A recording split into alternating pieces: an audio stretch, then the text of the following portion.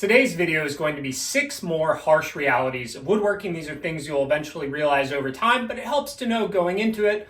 Not all of these will apply to everyone, but I think most people will run into a majority of these. Harsh reality number 1, there are a lot of hidden costs in woodworking. These are all consumable items. Now, some of them can be resharpened, but eventually anything sharp is going to dull, and eventually there's not going to be enough metal left to sharpen it. It gets thrown out and you have to buy a new one. Sandpaper, one of the biggest consumables. It eventually starts losing its grit and you have to replace it.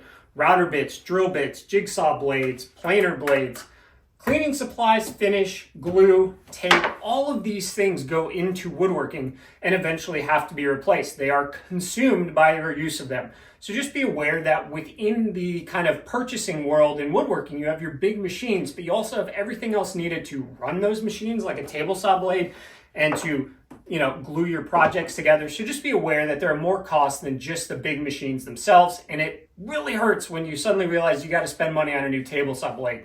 You think you're totally fine, and then all of a sudden it doesn't cut well, and suddenly there's 40 bucks, 60 bucks, whatever, out the door. Number 2, storage space is a premium and it will fill up quickly. I counted there are 18 things I've built in this shop just to hold other stuff. Now, I enjoy it, and a lot of people find it fun to experiment with building storage stuff.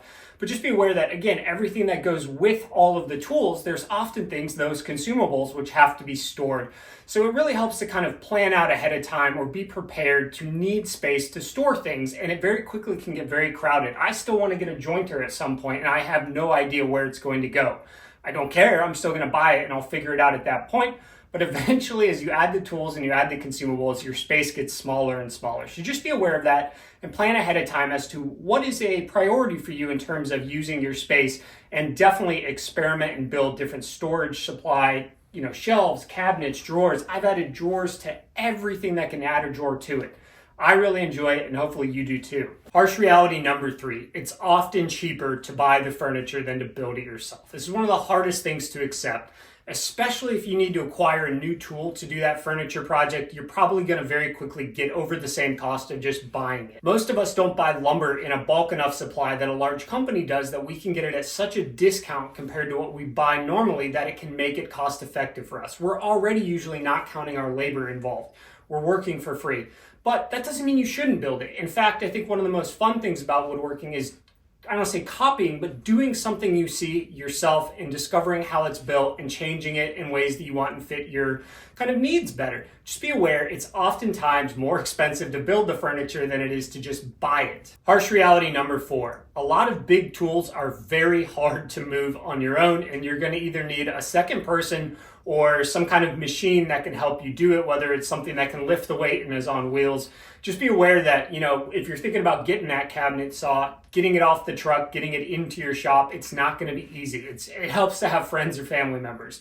When I was hanging my wall-mounted dust collector, I needed help from somebody to carry it up there so that I could then align it. It was not easy. Putting the canister filter on was extremely hard. I just find that a lot of these things, having a second person really helps, especially the big tools. So either you're going to need a second person or you're going to have to spend money on something that can help you maneuver these tools.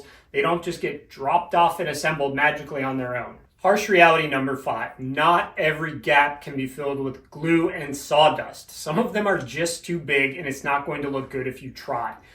I see so many people who, anytime there's a problem, just glue, sawdust, it'll be fine. Well, what happens often is you put the finish on and it's noticeably different in color and it sticks out just as much as it did before. There are other ways to fill gaps, so ideally, getting the process right in the first place means you don't have a gap. That doesn't mean you shouldn't fill gaps. I fill gaps.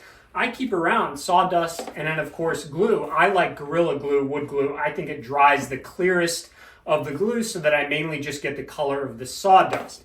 But just be aware you can't fix everything with glue and sawdust, even though it can magically fix a lot of things. Harsh reality number 6, our final harsh reality here, is that if you do any kind of woodworking, you're going to produce either a lot of sawdust or a lot of shavings or both. This is from the last, I think, 2 weeks, week and a half, and it's not including everything that's in the bag for the dust collector. Now, I did a fair bit of planing here, both hand and power, so I've got a lot of extra chips. But to dispose of this, a lot of people don't have an easy way. I have a compost bin outside that I throw the kind of dust stuff into. We live on the bottom of a hill, so a lot of times on big rains, I need a way to divert it away because the shed built by the previous owner is right at the bottom of that kind of channel runway.